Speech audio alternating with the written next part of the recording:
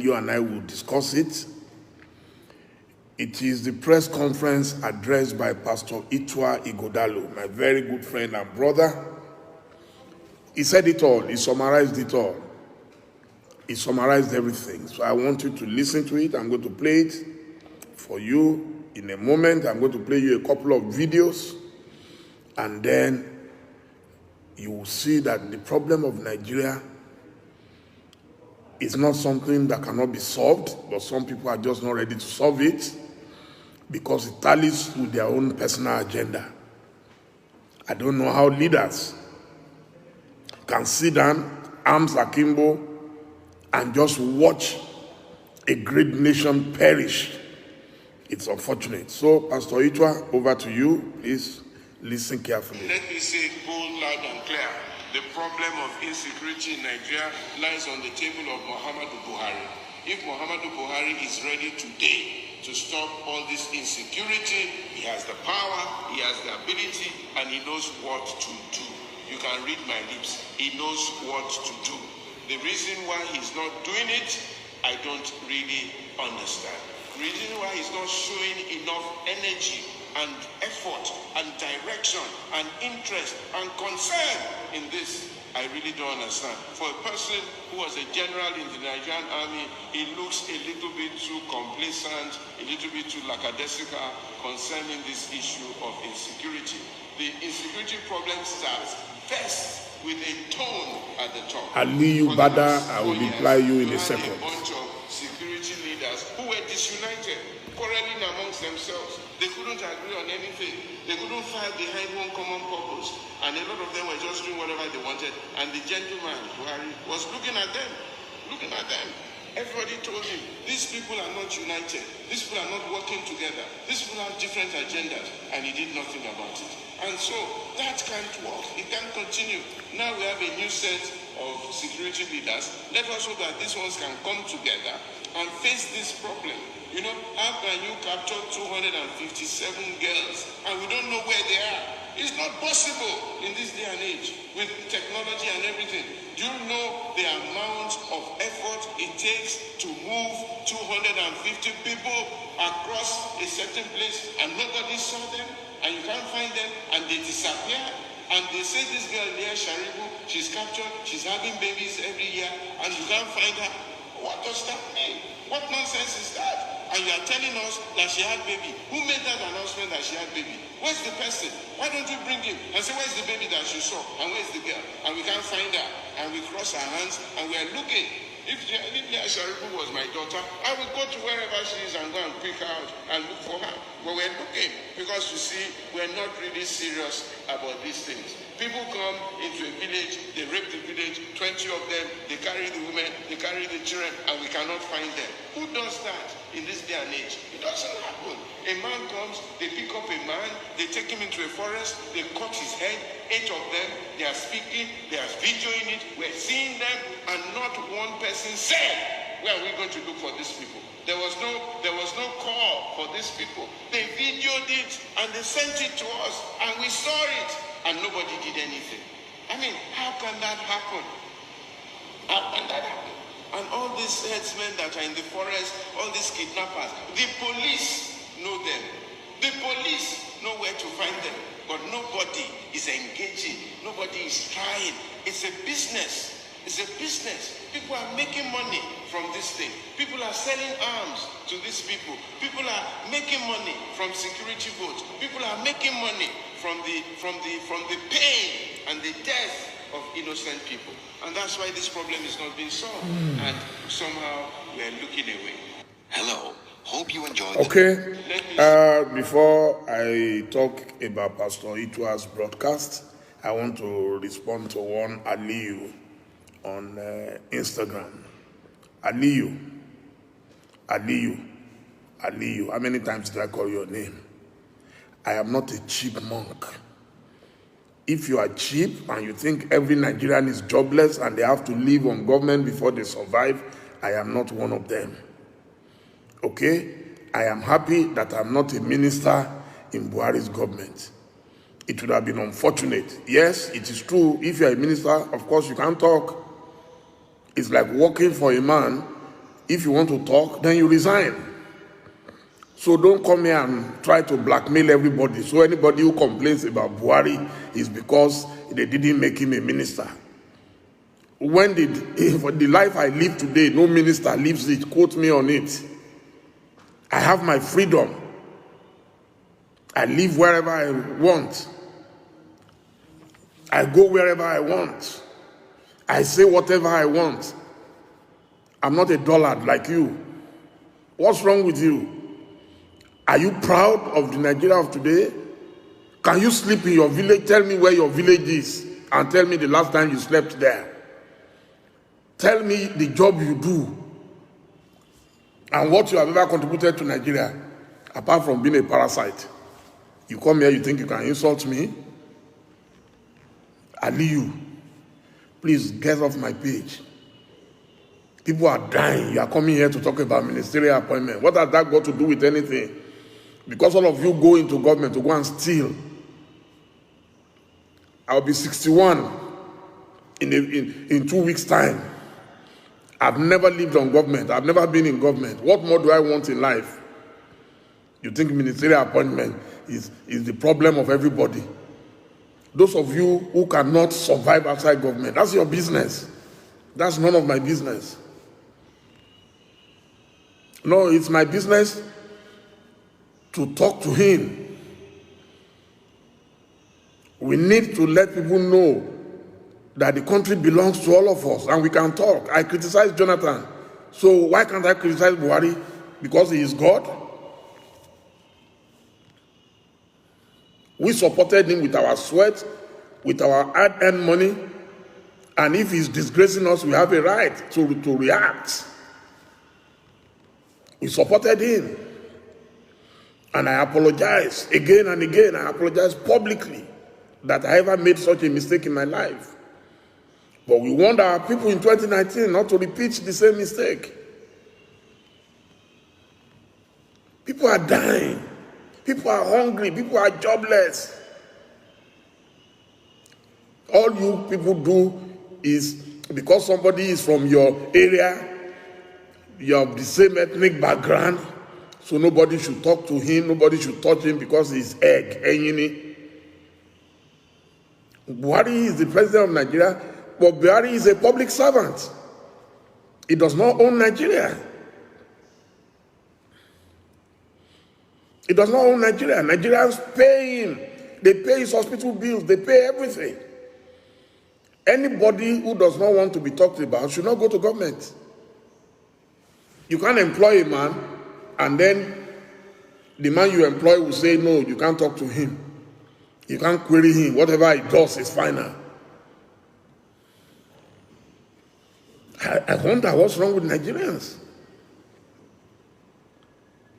So it was good for us to criticize Jonathan, but it is no longer good to speak about Buhari. The country has virtually collapsed on its head. You are telling us we can't talk. Because of what? If Buhari sits in front of me, I will repeat it and tell him to his face that you have failed. What have I said that his own wife has not said about his government? That Nigeria has been taken over by bad people. Am I the one saying that? Is that not his wife? When tomorrow comes, Buhari will say, oh, he didn't know. So that's why we're telling him. So those of us who have the voice that can reach him, that's why we're saying it publicly, that Nigeria has collapsed. Muhammadu Buhari, listen to the cries of your people. And we don't want you to come next time and tell us that, oh, we didn't know, nobody told me. We're doing the job of the advisors, but the advisors, everybody is in government for their own thing. That's why you think I need a ministerial appointment. Minister. There is no insult bigger than that. Minister. In my private capacity, I've been dealing with presidents globally. I've never been in government. You come and tell me I have to be a minister. Minister so that I can steal money. Is that all there is to life? I beg. So let's come back to Pastor Itwa. Yeah. He has said it loud and clear. The blame lies on the table of Muhammadu Buhari. No other person should be blamed. If Buhari wants to end this thing today, he knows what to do. But Buhari obviously is being sympathetic to his people. He doesn't want it to look like he's the one sending soldiers to go and kill his own people. That's all. Why is it easier to carry soldiers to go and be shooting people in Anambra, in Imo State, in Enugu, in Ebonyi, and all those places? Why is it so easy? The same energy that you are mobilizing against IPOB, why don't you mobilize the same energy against Boko Haram and see if you will not get the result? So we divide Nigeria. Oh, then there's another man I love to listen to all the time. His name is Governor Otom of Benue State. Ah, God bless him. God bless him. We need more people like that in our country. They've turned everybody into a dog. All you can do is bark. You can't, they don't talk. People must talk. Anybody who loves his country must talk. We're all Nigerians. Don't let anybody bully you that you can't talk. Why can't you talk? Those of us who are talking, we're the ones who love the country. We're the ones who don't want the country to be destroyed. You can't hear me on Instagram. Please let me know. Can you hear me on Instagram?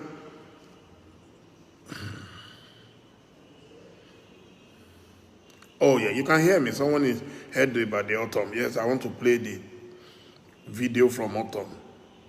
That guy should be a professor of Nigerian political history. Fantastic guy.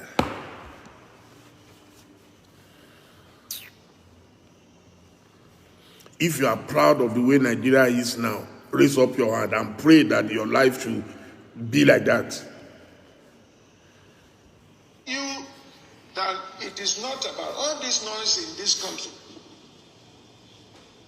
It is about taking over the land. And I will read this so that you appreciate what I'm talking about and you appreciate my pains. This is a summary of deliberation by Fulani Nationality Movement, January 13th, 2018 to 14th January 2018. That was when they held this meeting in Kano. And they issued this press statement. Listen to it very well.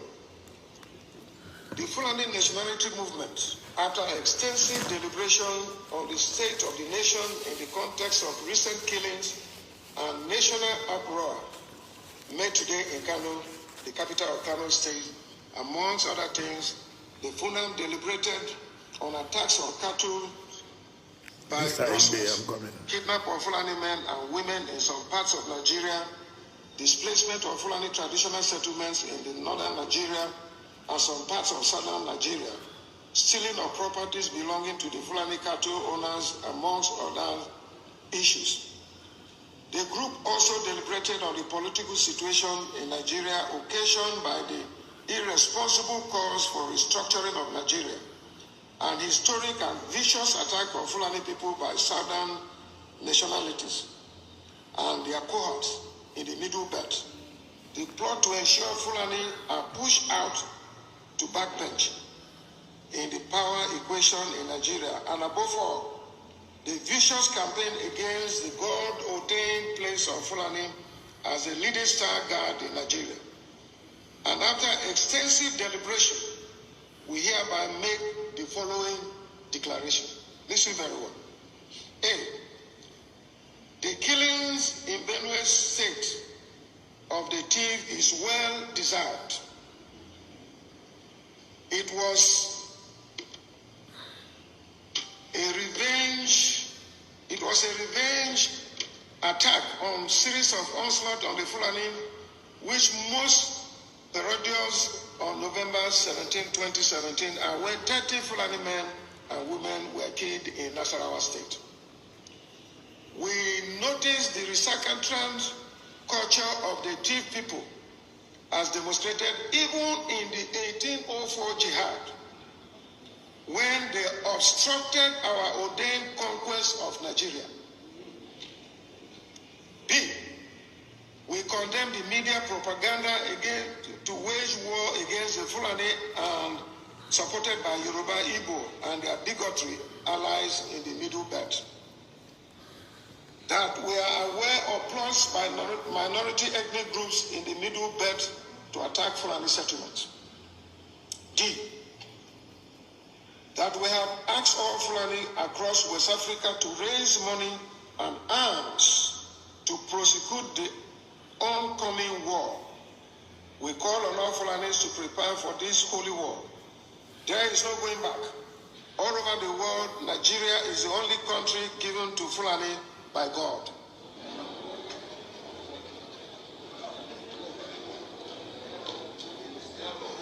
Here's something.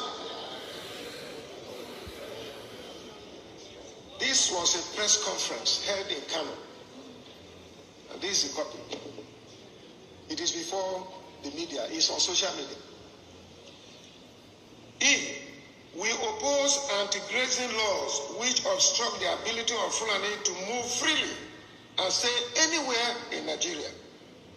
The Fulani, if not for the British, would have actually conquered the entire Nigeria which God has ordained as our dominion. That the cattle colony is the only solution to the crisis. You remember when the federal government brought the issue of cattle colony and Ruga, which we resisted here in Benue State. Whether the federal government or state government accept it or not, we must ask all Fulani herdsmen all over West Africa to move to Nigeria to penetrate every corner for the upcoming jihad. You see the reason? We have asked them to be armed, since it seems it is the only language that Nigerians understand. The Nigerian government has failed to protect us. So you see the narrative. We want those who oppose Fulani cattle trade to be cautious of the consequences. Okay. We are I think he has told us enough. Let me make these clarifications. As a 60-plus-year-old man, I've always been a proud African, a proud Nigerian. I have friends across Nigeria. I love every Nigerian, including those who hate us. My religion does not allow me to hate anybody. I'm a Christian. And I love my neighbors as myself. I have nothing against any Fulani man, any thief man, any South man, any Yoruba man, any Igbo man. I love mankind. Anybody who knows me knows I love every human being. As an African, I'm a Pan-Africanist. I live in England, I live in Nigeria, I live in Ghana. I love people, and everyone knows that I respect every human being. But it is unfortunate that some people who want to live a miserable life believe they should drag everybody along to live miserably. Can you listen to me? Some people have decided that their lives are miserable and they must make others miserable. It is wrong. It is wrong. I heard what the governor was saying just now, where some people said they have a right to grab land in any part of Nigeria. There is nobody who has any such right. So tomorrow, if I want to set up my poultry farm, I'll just go to Kano and say, here I come. I'm setting up a poultry farm, and I'll go and grab land anywhere. And then after I grab the land, then I say I have rights to grab anybody's wife, anybody's daughter, and rape mercilessly and kill them mercilessly. Abba. Nobody has ever stopped any Fulani man from any part of Nigeria. Where is this propaganda coming from? Nobody. We all know and we all read, the richest man in Nigeria today is Aliko Dangote.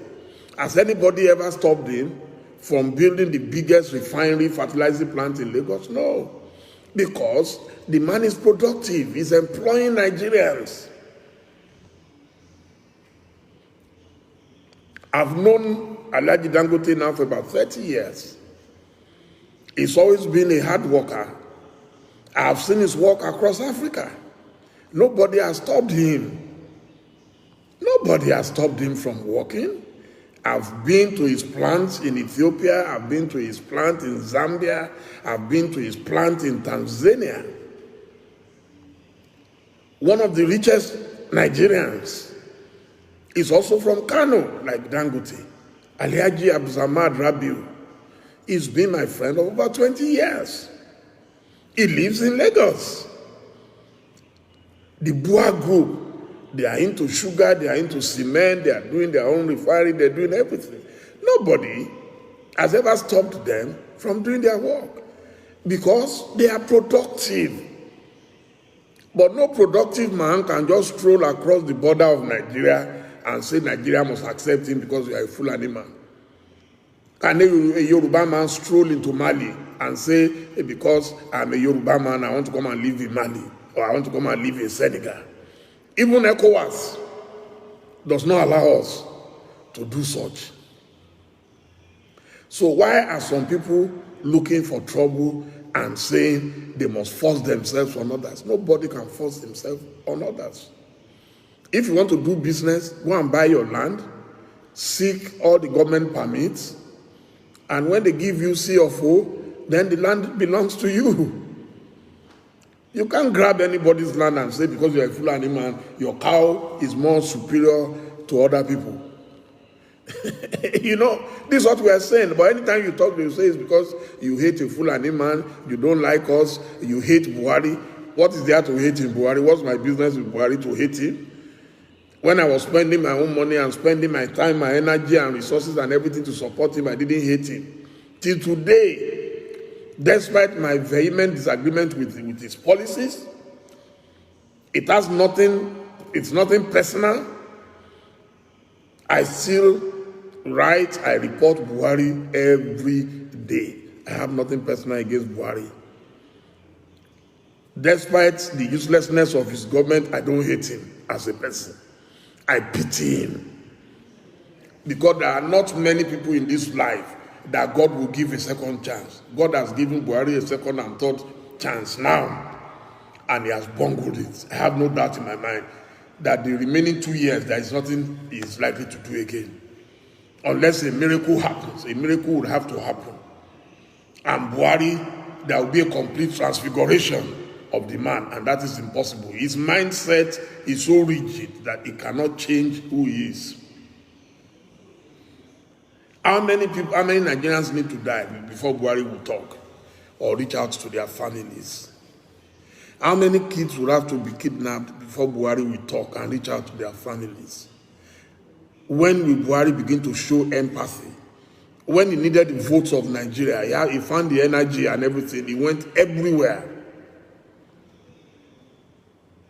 He went everywhere. I was shocked. Buhari went, even when people said he was collapsing and falling at campaign rallies, he kept campaigning. He never stopped campaigning. So why can't he campaign for the rejuvenation of Nigeria? Why can't he go all over Nigeria and reassure Nigerians that I'm with you in your hours of pain. I'm with you in your hours of triumph. Why can't he do so? Why is he happy? People coming to visit him every day. Buhari receives. We didn't vote for an emperor. We voted for a leader that we believe will lead Nigeria in peacetime and in wartime. He went everywhere to campaign. I remember he would do like this everywhere. So where is that power? This is supposed to be a sign of power, of strength. Where is that power?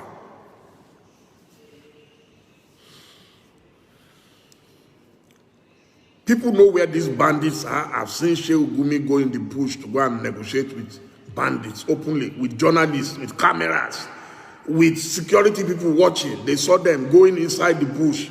Nobody followed them to go and arrest anybody. And these people are carrying weapons that even some of our soldiers don't have. Nobody ever touched them. But just let anything happen in southeast Nigeria, the whole place, they will rain bullets on them. Are they not Nigerians?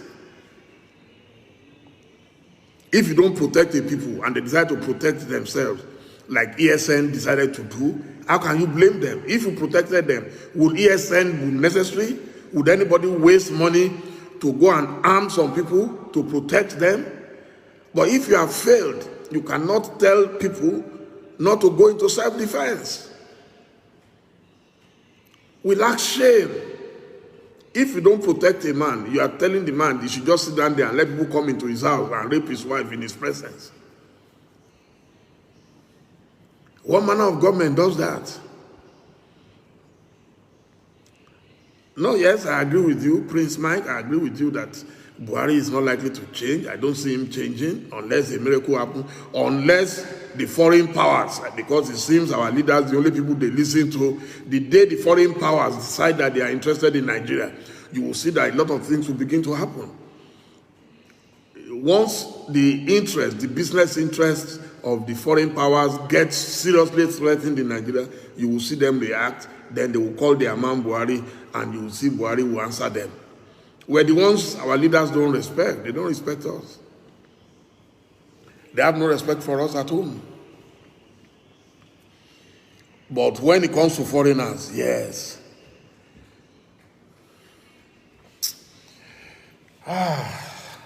So this is nothing personal. I have nothing against any Fulani. Anybody who knows me knows I have some fantastic Fulani friends, very well educated, very productive human beings. But if Fulanis now decide that they want to reduce everything to cows, then that would be unfortunate. And the Fulani elites have refused to talk. They need to speak more. There are a few people talking, but they need to speak more. They need to reach out to their people. They need to go and educate the Almajiris. There are too many Almajiris in the north. They are poor. They are hopeless. They are helpless. Nobody to give them hope, nobody to help them, and you expect they will not take arms? It's a miracle that it even took this long for them to react. So sometimes when we talk about banditry, and if you see the sort of indignity that these kids suffer, the pain in their eyes as you drive through the streets of Kano, you'll be shocked that this did not even start much earlier. Unfortunately, the same people are going to rise up tomorrow and say they want to contest for election. And the same poor, hungry people will vote for them because they are from my area, like the Aliyu man who was talking rubbish on my page just now. The only thing, the only reason he will not listen to Dele Momodu is because Dele Momodu is not a Fulani or Hausa man like himself, so I have no right to talk. Unfortunately, we have been talking for a long time. I started talking as a pioneer jambite at the then University of Ife. I entered Ife in 1978. I don't know where you were then, so go and check the records. We spoke. We spoke when Babangida was there. We spoke when Buhari was there. We spoke when Abacha was there. It is our right to speak, and we shall continue to talk. They have not carried any arms. If you cannot touch those who carry AK-47, and you are interested in those who are talking and speaking the truth to power, then it's your headache. That has nothing to do with me. And stop blackmailing people that everybody is because they didn't make them minister. If I wanted to be a minister, I know what to do. I'll go and lobby. I will sit in Abuja like other people. If I don't get that, I'll beg for something else. But I'm not jobless. I have a good job. Okay? And I enjoy what I'm doing. I may not be a billionaire. I may not have all the millions. But at least I am relevant. I have a voice. And I'm proudly using my voice. We have many voices in Nigeria who have gone quiet. That is their business. Shame on them. If you have a voice and you cannot use it to rescue your country in the days of tribulation, shame on you. So because Buhari is in power, suddenly everybody is quiet. Shame on you. Let's all speak with one voice. It has nothing to do with fighting anybody. We're not fighting Buhari, we're not fighting anybody. We're just telling him the truth. That Nigerians are dying in case he doesn't know, in case he has nobody to tell him. I pity our soldiers. I pity our security men. They are overstretched. Go and check my records. Go on Google and see my visits to Sierra Leone. Go and see my visits to Liberia. Our soldiers were among the best. So what happened to them? That they are being killed like insects and nobody cares. Our soldiers are among the best in the world. But some people have to read the body language of Mr. President. Can we move? Some people will be in trouble and they will call and they will say, we don't have instructions to do anything. But they have instructions to go and kill IPOB. It's wrong.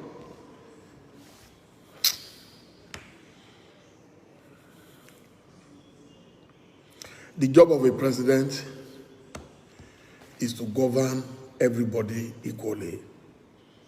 Every soul in Nigeria is important. Whether you are Igbo, you are Yoruba, you are Hausa, you are Fulani, every Nigerian is important. And let me assure you, history has taught me that no country can live perpetually in stupidity. History has taught me that no leader can live forever, whether you like it or not. In 1998, I woke up in London. I was in exile. I woke up and people started calling me. They said, Abacha died. I said, it's not possible. How can Abacha die? Then Chief Olusegun Oshoba called me and said, Dele, have you heard? I said, Chief, don't join them in this rumor, sir. Abacha cannot die. Abacha was gone. He was gone. The day before, his word was law. Nobody could challenge him. And that's why I always tell my friends who are in power, don't behave as if there is no tomorrow. Don't behave as if there is no tomorrow. Why don't you do what is right today for the sake of your children? Abacha is gone, but the children are here. Very fine children he left behind.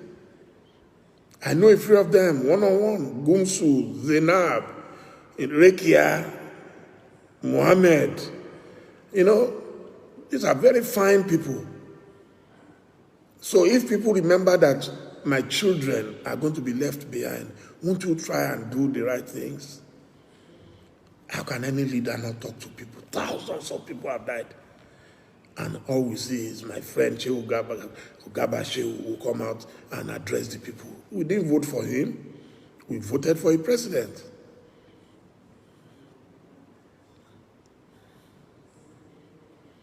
What is wrong with us? What is wrong with us? All the powerful people of yesterday, where are they today? They are ordinary mortals like you and I. Stop flexing muscles. No man is God. Only God is God.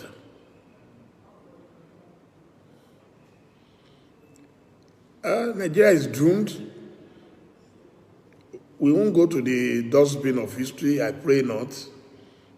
As a Christian, I believe in miracles. I've told my friend Omoyele Sowore, he believes in revolution. I believe in a miracle. I believe a miracle can happen. We've seen it happen before in Nigeria. When we think we've reached the dead end, something will happen that will alter our drive towards perfidy, our drive towards Golgotha, our drive towards perdition.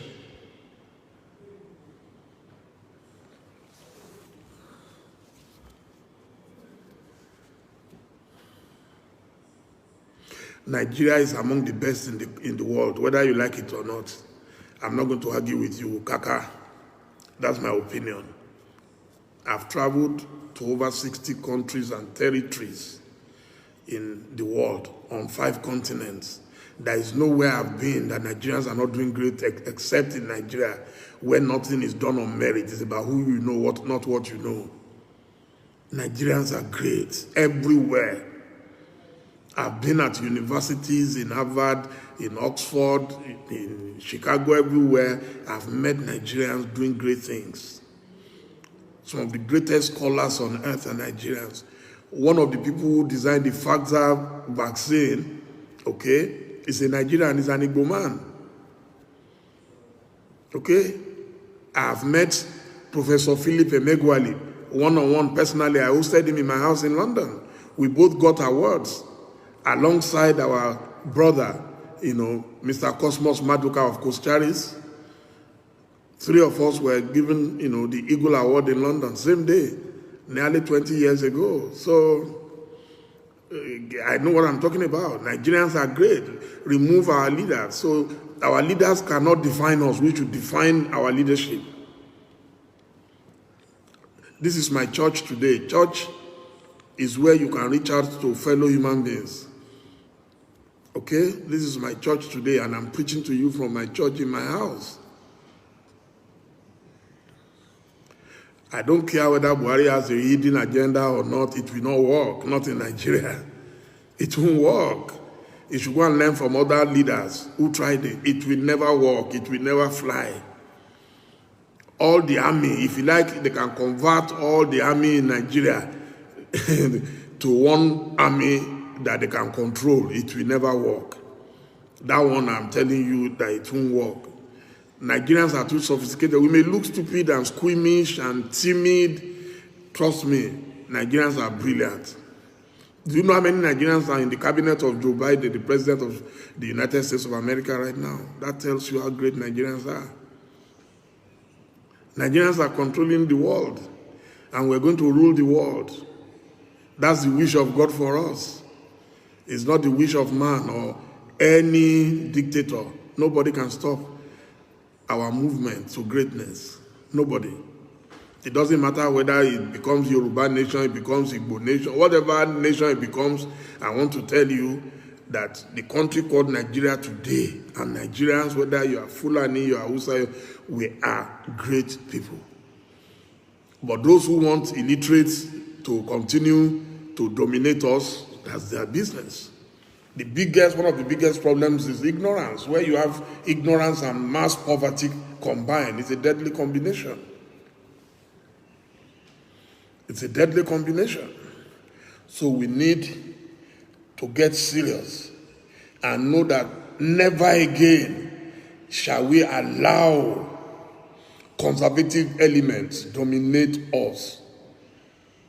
And we have them everywhere. It's not just in Fulani land. We have them in Yoruba land. We have them in Igbo land. We have them in Ijaw land. There are oppressors everywhere. It is for us now and henceforth to make up our minds that never again are we going to allow such nonsense.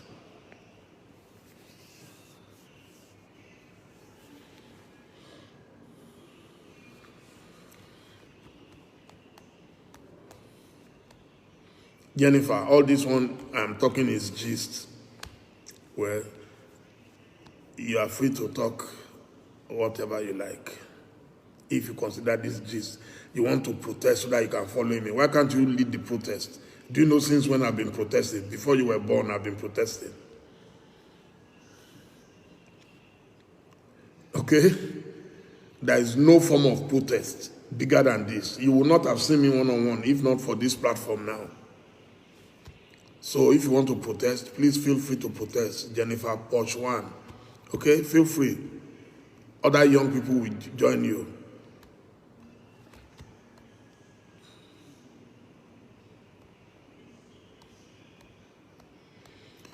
Thank you, Mr. Ikechukwu. Thank you so much.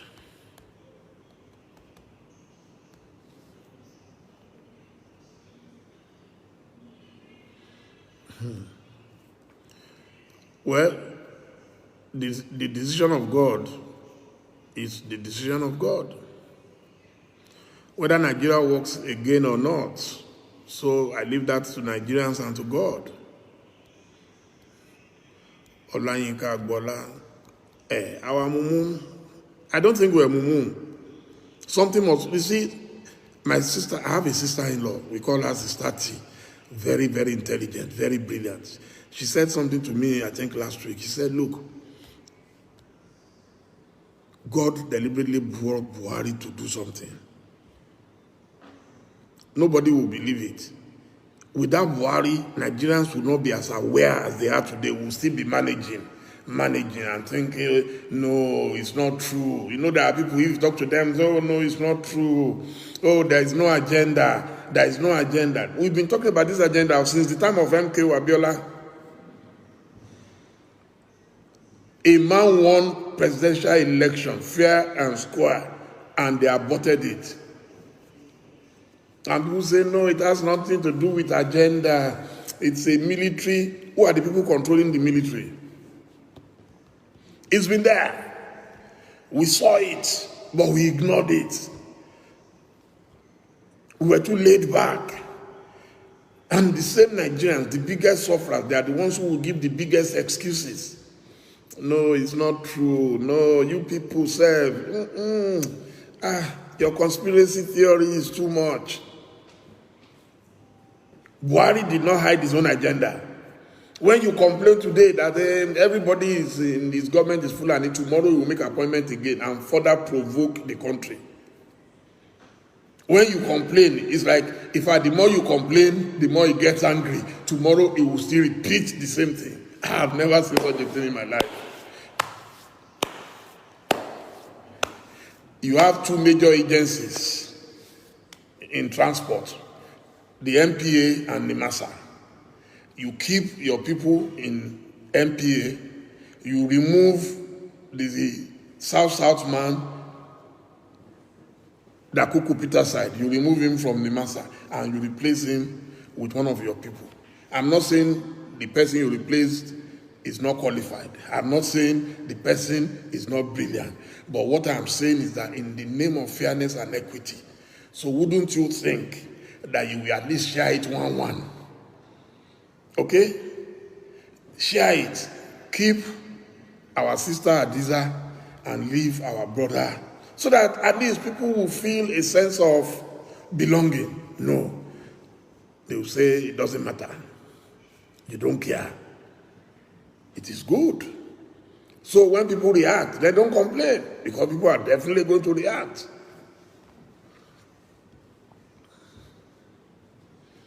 People are going to react. There is no way. One thing I know Buhari cannot succeed in doing is to stop Nigerians from talking.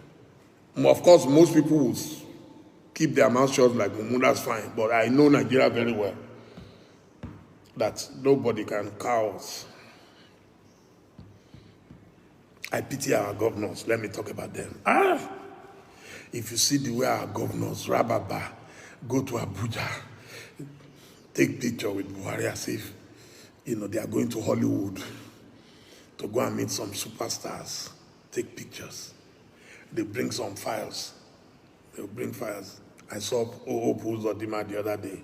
They will carry files. They are discussing with Buhari. What are you discussing? Your people are dying. And then you are boasting. You are the one who sent soldiers after IPOB.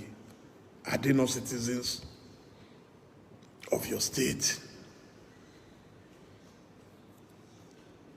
If you protected your people, if your people are happy, will IPOB gain upper hand? IPOB is relevant because majority of the people are angry. They are unhappy. They can see lack of performance. They can see lack of progress. Anybody who knows the Igbo people will know they are amongst the most brilliant. I always call them the Japanese, the Chinese, the Indians, the Koreans lumped into one. That is the Igbo nation for you. Any serious president would have turned Igbo land into Silicon Valley. But Because you have this mortal fear of the Igbo man, you have this hatred for the Igbo man, as if they are not nice. And they say they want to go, you say they can't go. If a wife is tired of the husband, or the husband is tired of the wife, then go your separate ways. But you can't say you don't like me and say you must, by force, you still want me to stay with you. You must choose one. You must choose one. The Igbo man cannot aspire to be president, but he can aspire to be your houseboy. No. And they say, no, we are tired. We can no longer do this. And then you say they can't go. Let them go. And then if you want a country of your own where nobody can challenge you, then form a Fulani nation. Nobody will stop it. You have the power, you have the military, you have everything already. You control the central bank, you can pack everything and take. Nobody will go against it. We are not going, if the Fulani say they are going to there, I'm sure most Nigerians will support it. Nobody is going to stop it. So why are the Fulanis then saying others cannot go? So the solution is, if you don't want people to leave Nigeria, then treat them like Nigerians. Treat them like Nigerians. Treat them with love. Cuddle them with affection. You want your child, your baby not to cry. You must hug the baby. You must dance with the baby. You must give your baby lollipop. It's easy. It should be easy for anybody to live together in peace or to disintegrate in pieces. It should be very easy. There are two options. There is nothing to speak against Ruga. Ruga, it can't work. You can't grab land everywhere and say because you must feed cows. Yes, the day you can allow me to build my own empire anywhere of my choice in West Africa, I can just stroll across and go across the border to Chad, to Niger, and go and grab land there. Oh, then that will be fine. Under what law would I allow somebody to come into my farmland? I've planted my corn, I've planted my yam, I've planted everything, and then somebody comes, and then you with your cows. I was in Akure last weekend, I couldn't believe it. I said, so after all the noise that Governor Akeredolu made against this thing, they ignored him. I saw cows on the streets of Akure.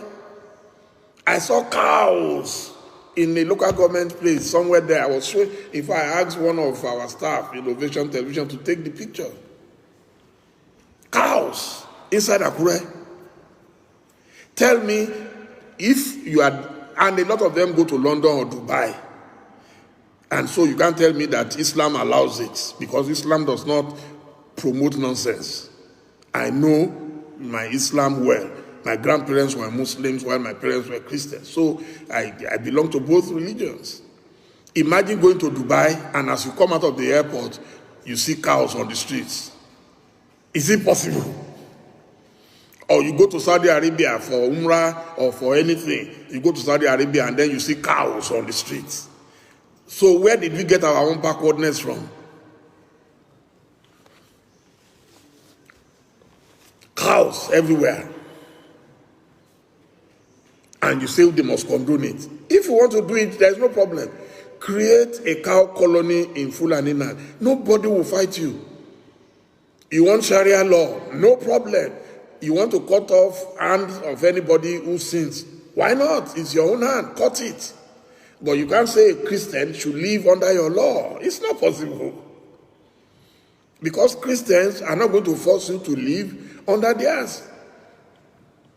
So, what is the problem? Oh, you want cows everywhere. Why not? I have no problem with it. As long as it's in your own land, in your own territory, that's fine. But don't come to my house and come and destroy my house and I say I have no right to talk. Some Nigerians now are living in Benin Republic. Are we not shameless? People in Ogun State have been displaced from their own land. Now they are running to go and live in parts of Benin Republic.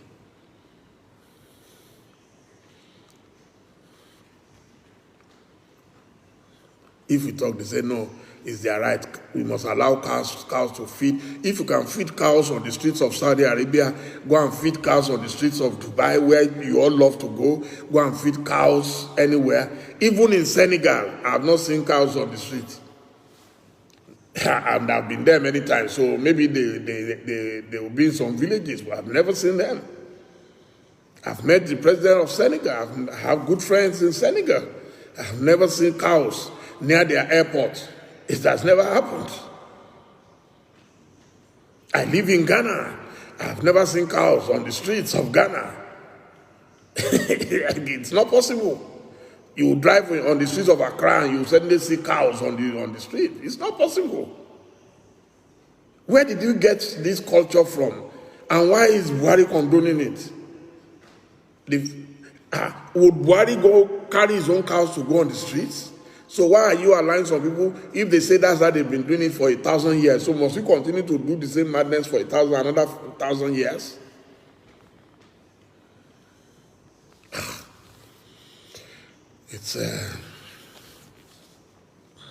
It's very unfortunate.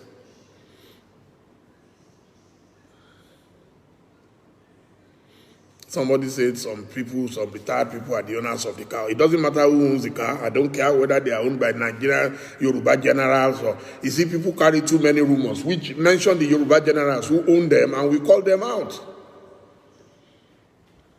We call them out. It doesn't matter who owns them, whether they are our kings or they are our chiefs.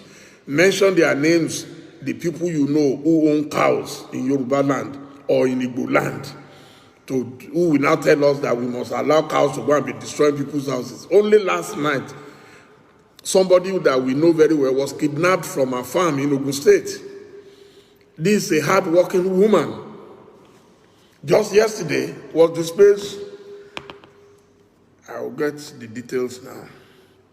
I need to find out even if they've made contact with the kidnappers.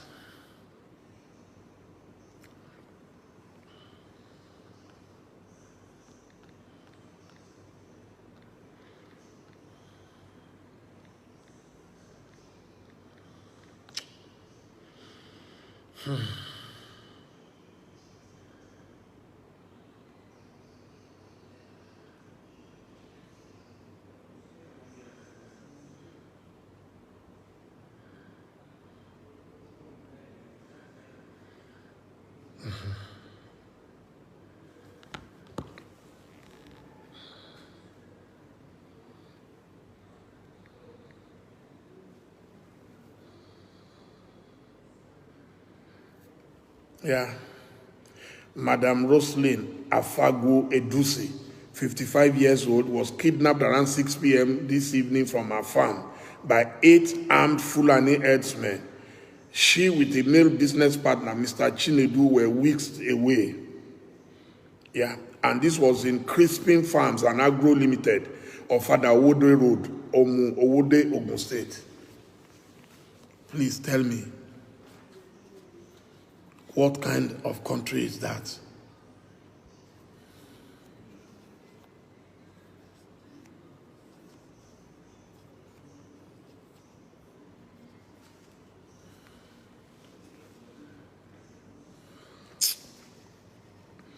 It is very sad.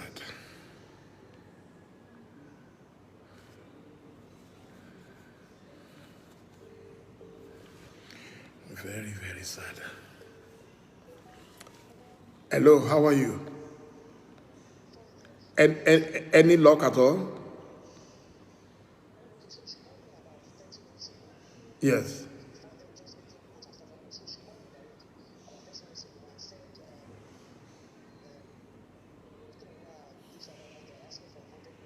$100 million.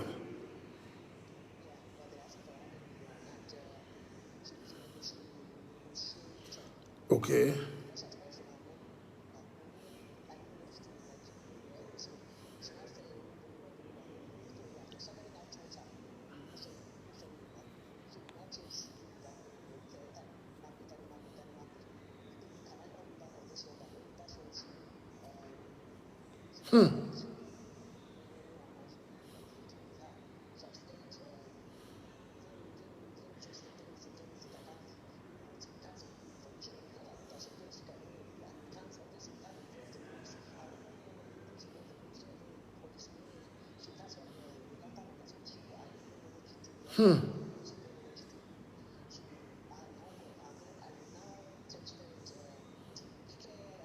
Yes.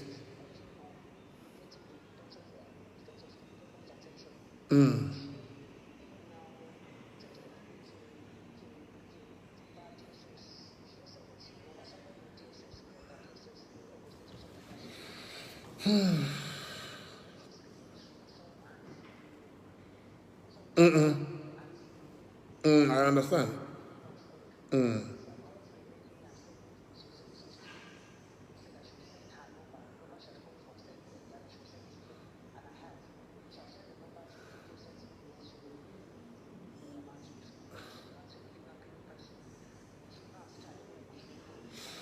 Okay. Okay. Okay. I'm live now. I will talk to you after. I'll talk to you after. Okay. Thank you. Yeah.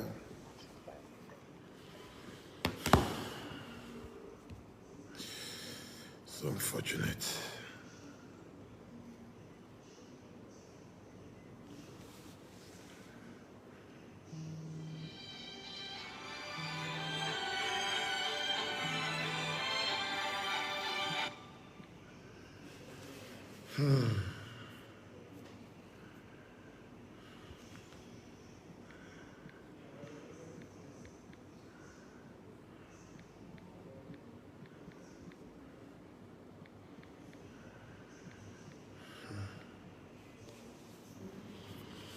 It's unfortunate.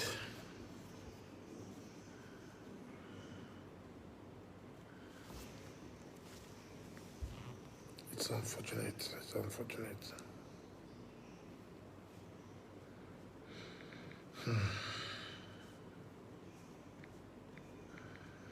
So, I think that will be the end of my sermon this morning.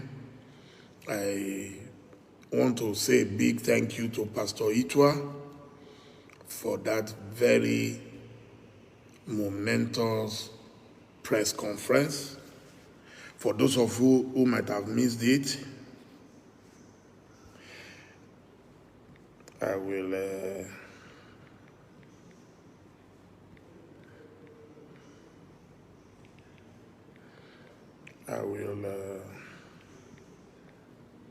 I will play the tape again so that you can properly digest the message. And properly digest the message.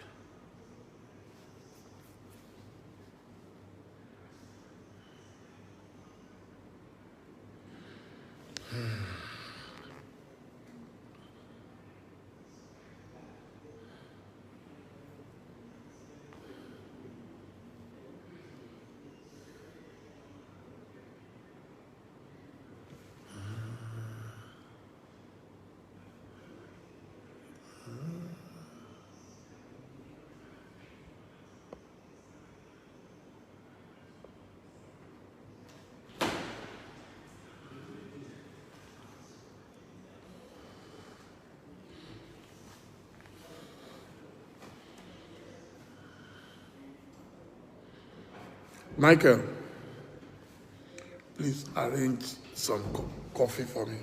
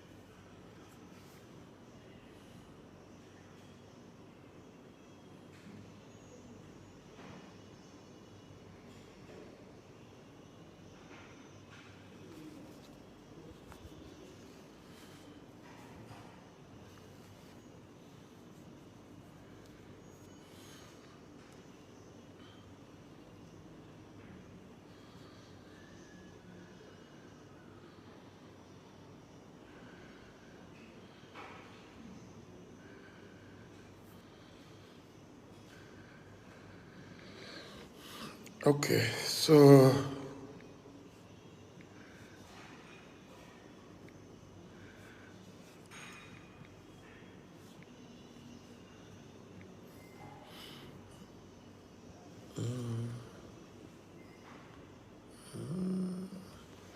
Okay, let's listen now to Pastor Itwa, please.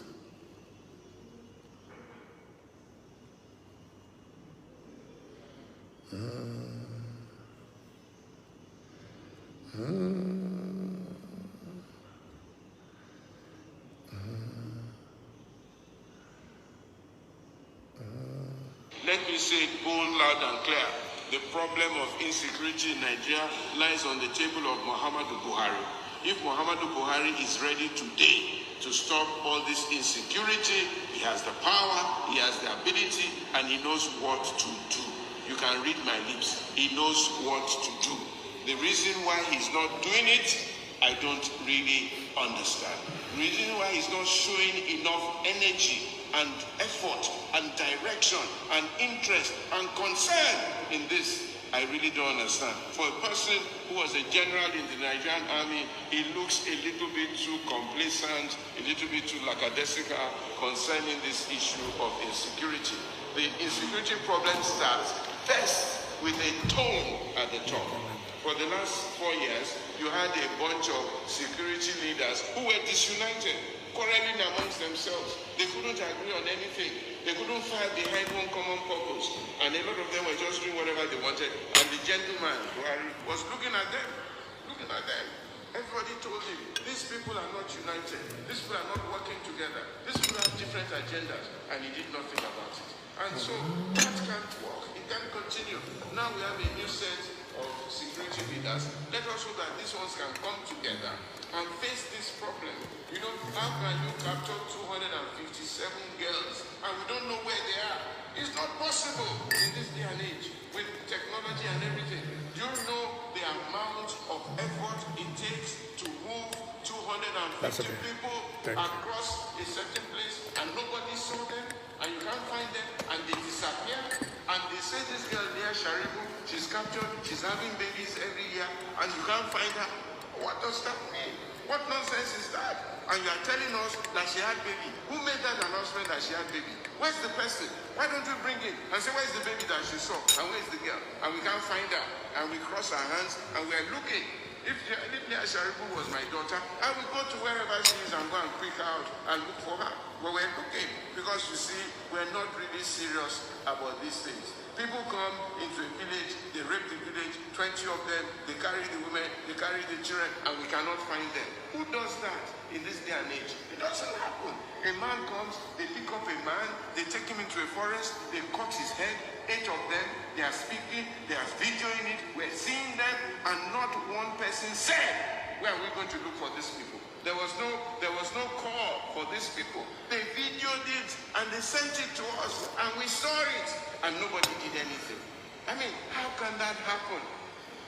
How can that happen? And all these herdsmen that are in the forest, all these kidnappers, the police know them. The police know where to find them. But nobody is engaging. Nobody is trying. It's a business. It's a business. People are making money from this thing. People are selling arms to these people. People are... Let me say something on what the pastor said just now.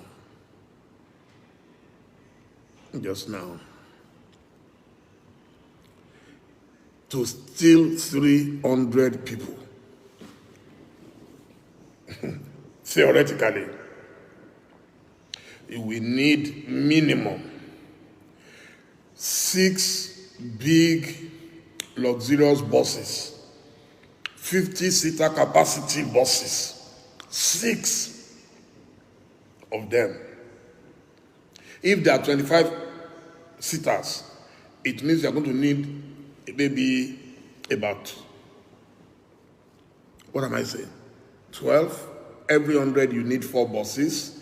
So 4 times 3, so you will need 12 buses. And then the kidnappers themselves must also have extra vehicles with their weapons. So you are going to need a convoy of about 10 people. Are you telling me that you will have 12 to 15 buses in a bush and the satellite will not be able to pick them out? It's true, we're not ready. We're not ready. So let's forget it. You were disappointed in me for supporting an illiterate. That's fine. I've apologized repeatedly, but there's nothing more I can do. I was scammed once, but I wasn't scammed twice, so that's fine.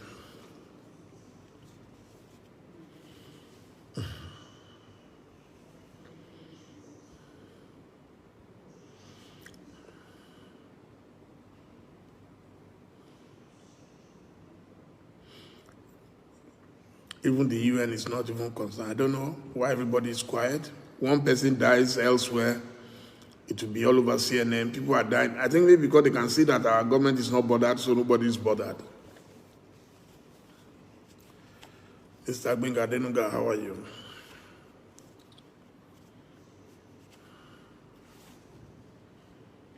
It's unfortunate. Nobody is bigger than Nigeria, not Buhari, not anybody.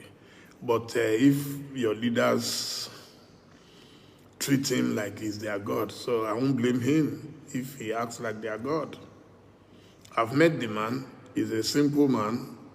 Met him a couple of times. So I'm always wondering why they're all shaking like jelly.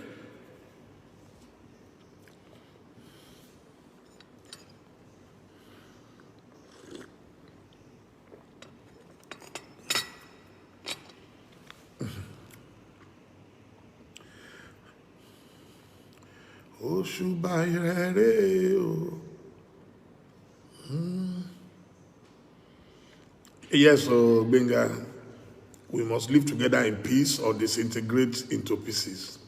Those are the two options left. Oh, your wedding is next month in Akure. The logistics of going to Akure now, you know, it's not easy. But if you send me a DM, which I see, bingo. I love May 1 yesterday. It was very good. You did very well. I love the costume, the white. It was very nice. I watched it several times. It's true. Go to Qatar, go to Dubai, go to Malaysia. You won't find cows anywhere except Nigeria. And they are saying we must live with it, that we have no choice. And the governors must accept, and the governors too are keeping quiet.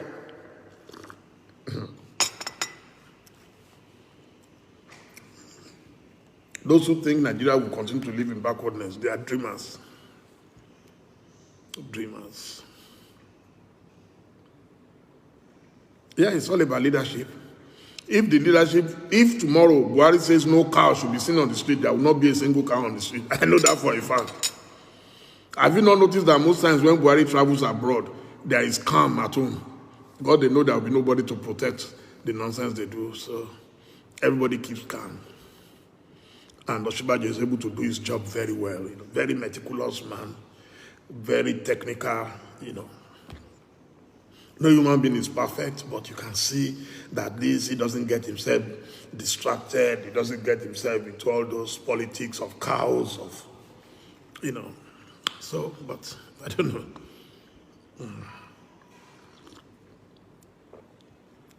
Sorry, I didn't invite you to join me in drinking coffee.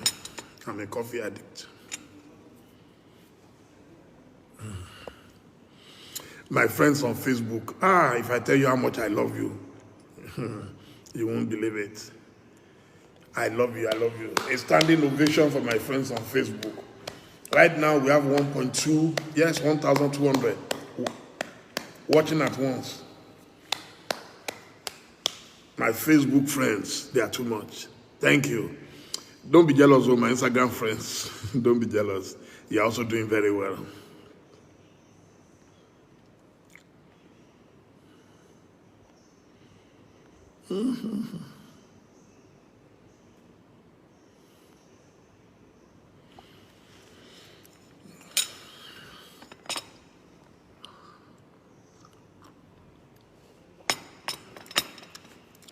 Okafor.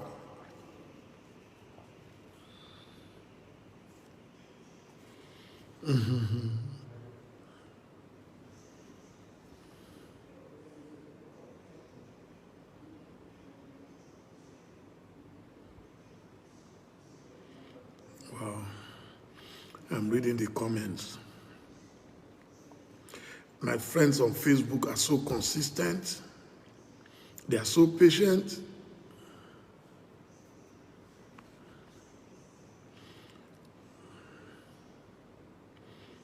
You've never, ever imagined that Nigeria will follow the path of Syria. But I think Syria is better than Nigeria right now, according to what I'm reading. I think Nigeria is number 3, Iraq, Afghanistan, Nigeria. In fact, even Somalia, that I used to think was the worst, is better now in terms of terrorism.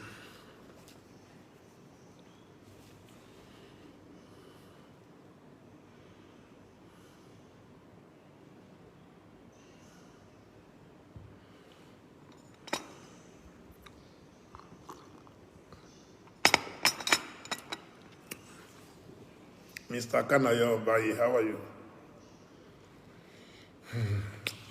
Dr. Baba, my friend from Kano, where are you? So when people say, oh, we hate Fulani people, I have friends everywhere. Dr. Baba is one of my best friends in this life. We've never met one-on-one, yet he knows everything about my family. I know everything about his family. I relate to him. I reach out to his family. He reaches out to mine. So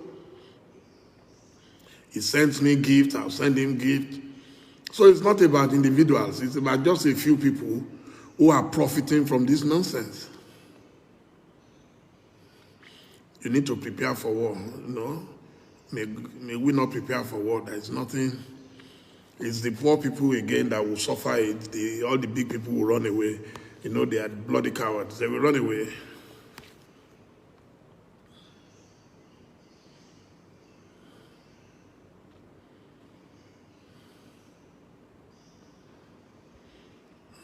We have a God who never fails. We have a God who never fails. We have a God who never fails. Who never fails. Jesus never fails forevermore. Amen. I don't drink decaf coffee. I drink coffee. If you want to drink, drink. What is decaf again?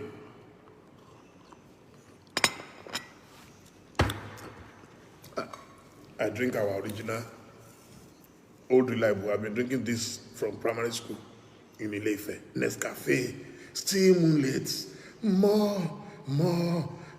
That's how they used to advertise in those days. Nescafe Classic. Hey, I just advertised for them. They should come and pay me for advert. These people don't chop our money well. We're Nestle, Côte d'Ivoire, imagine. So this is from Ivory Coast, Côte d'Ivoire.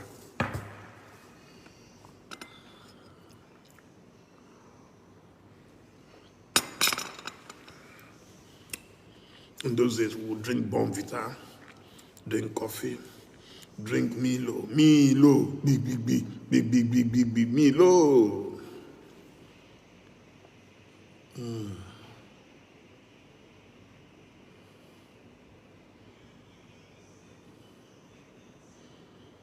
Oh yeah, Oshibajo is level-headed, but he's been frustrated, black and blue.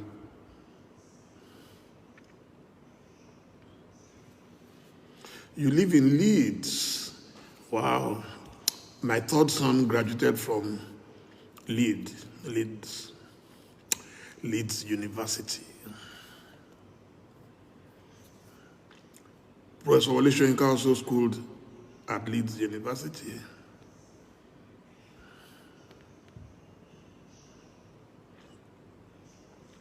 Dr. Baba Sani Seidu Baba, how are you? Dr. Sani Seidu, very brilliant man. You people should go and fight against cows before people think that every Fulani man is all about cows. You are not all about cows. There are good Fulani people like yourself.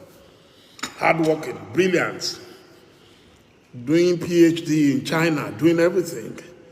And then all we hear is cow. How can cow be more important than human beings?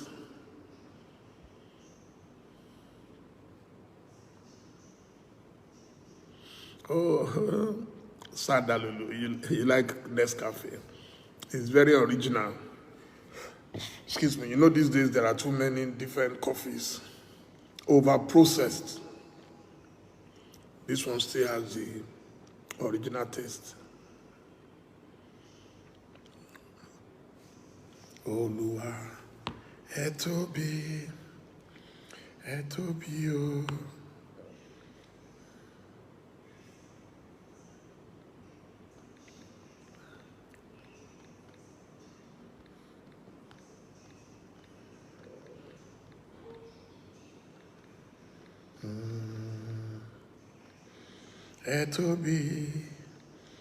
Ẹ tóbi o.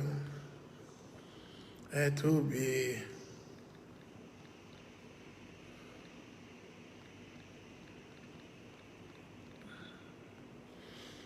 Kò sẹ́ni tá lè fi ṣàkàwé rẹ̀ o.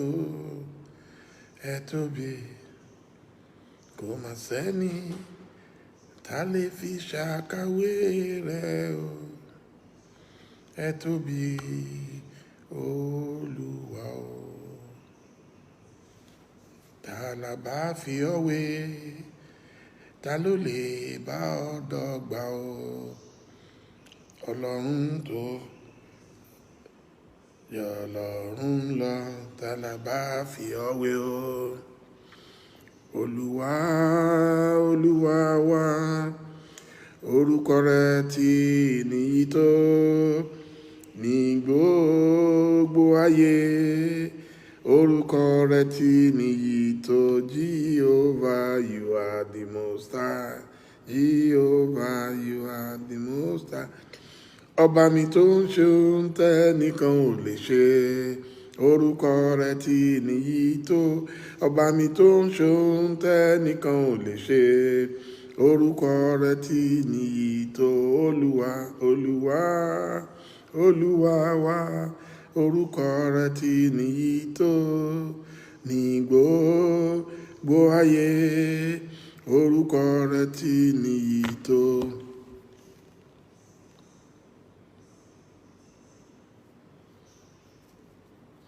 Okay, I've just seen an article by one of my favorite writers of all time out of Nigeria, Uncle Sonala Olumese. He lives in New York.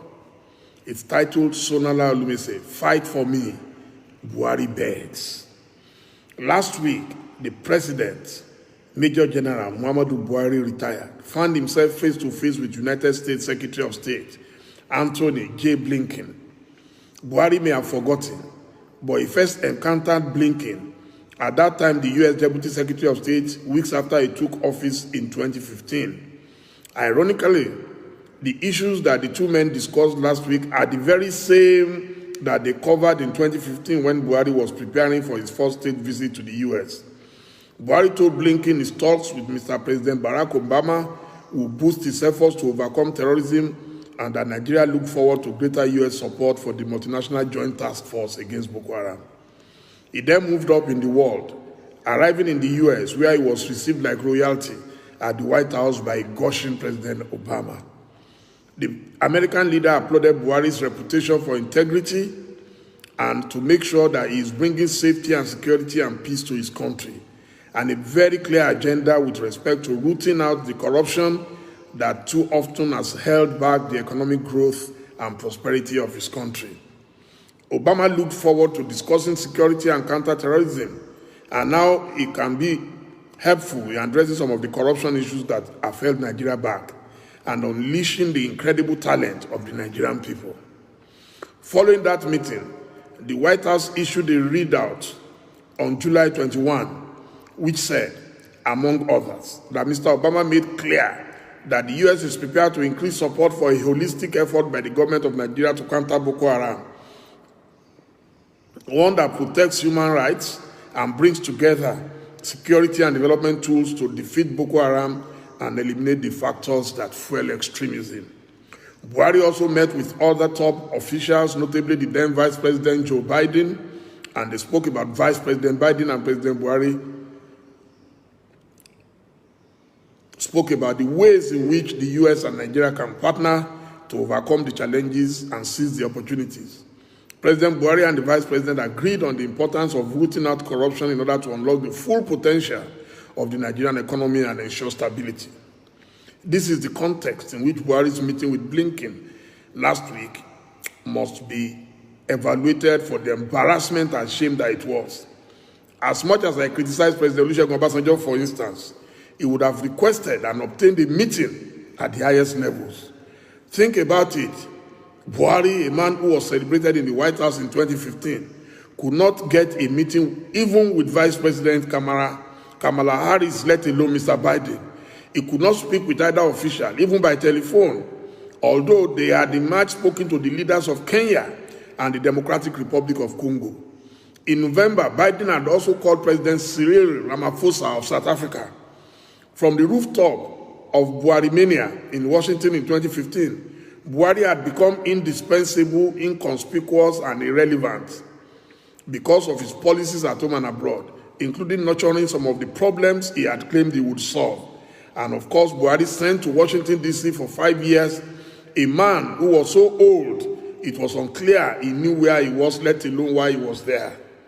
Last week, if Buhari loved Nigeria, he should have resigned. Indeed, it is over 3 years since I first called on him to resign. Now completely out of his depth, with his incompetence and insincerity spilling grave insecurity into every family and every street in Nigeria. Buhari was last week begging Blinken to beg Biden to send the exact same help the U.S. offered him directly 6 years ago. It was the same week that the inaugural Chandler Good Government Index, CGGI, ranking countries according to government capabilities and outcomes, placed Nigeria as the third worst country on earth, ahead only of Zimbabwe and Venezuela. Buhari's response was to hold out his heart, saying that unless the U.S. and other strategic partners came to save Nigeria, the consequences would spill over to all countries. It was a reminder of his July 2015 visit, when at the U.S. Institute for Peace, he charged that by not selling weapons to Nigeria, the U.S. had aided and abetted Boko Haram. This was about the A-29 Super Tucano light attack aircraft Nigeria had sought to buy from the U.S., for which the Obama administration, citing concerns about Nigeria's human rights record, had placed a hold. That would get worse after the Nigerian Air Force mistakenly bombed the refugee camp in Ran, Borno State, in January 2017. Over 100 refugees and aid workers were killed.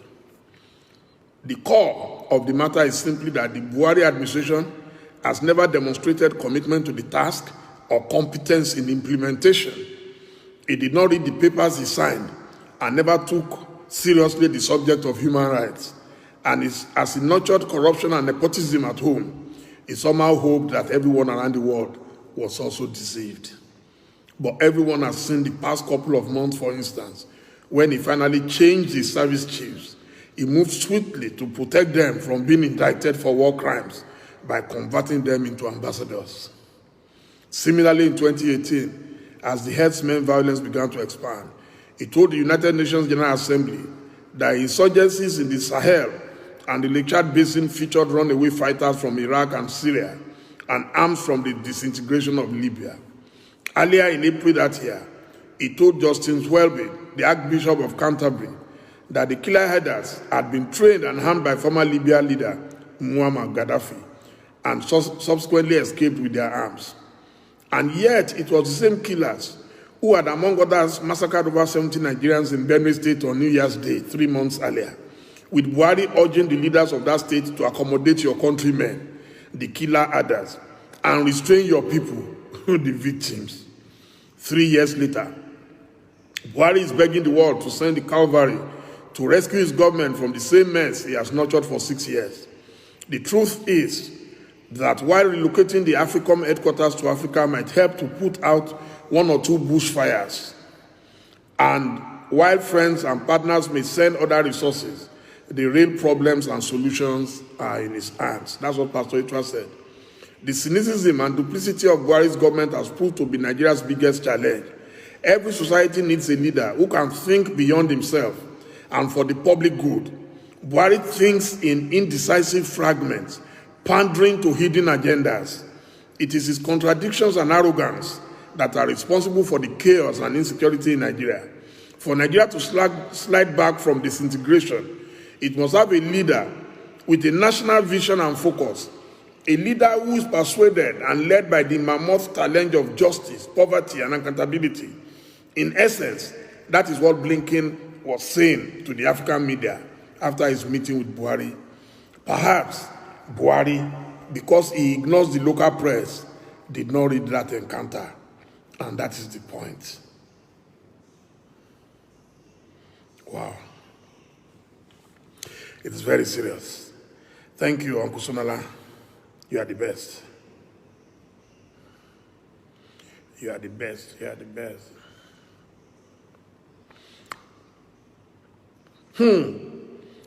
Someone has just sent me what is titled the 419 quotes that tricked Nigerians in 2015. A serious government will fix power problems in 6 months. Babatunde Raji Fashola, November 12, 2014. Stone us, APC, if we do not perform after 2 years. Chief Tony Momo of blessed memory, April 3rd, 2016, The Guardian. The only way to have stable electricity is to vote out PDP. We seriously frown at President Goodluck Jonathan over the unceremonious removal of the group managing director of NNPC, Mr. Andrew Yakubu.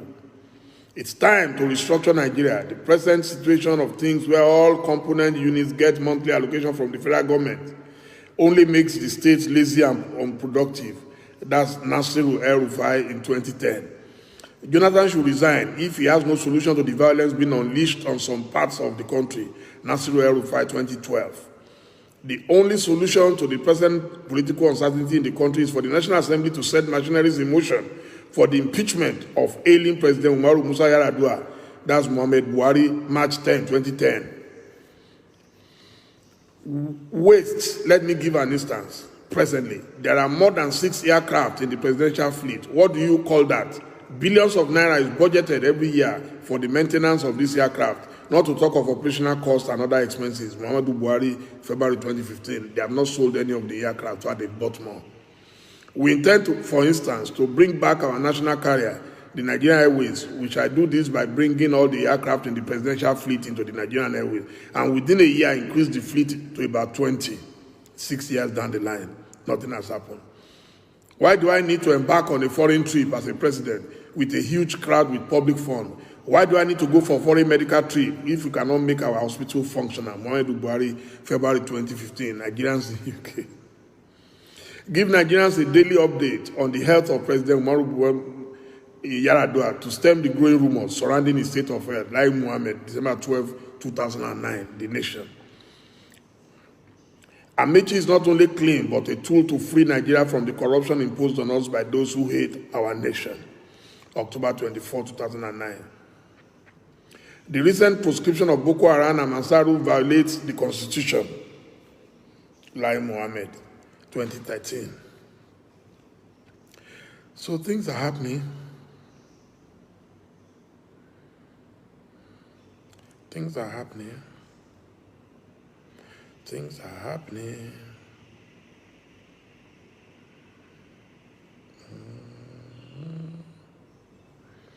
It is well.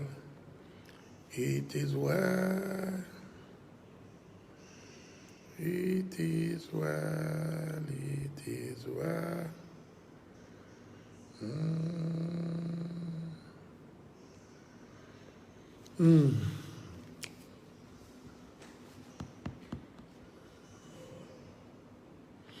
So I should allow you to go and rest. Me too.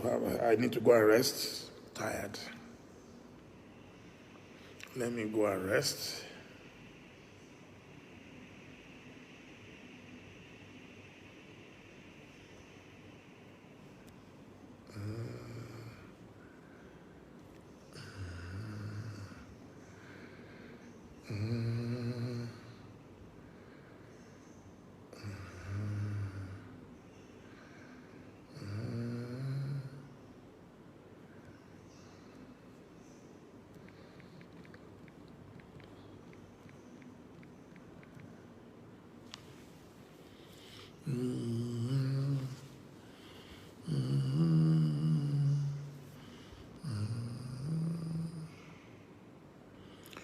So it's time for us to go. It's time for us to go. Let me go. What's time now? It's after 10 where I am, which means after 11 in Nigeria.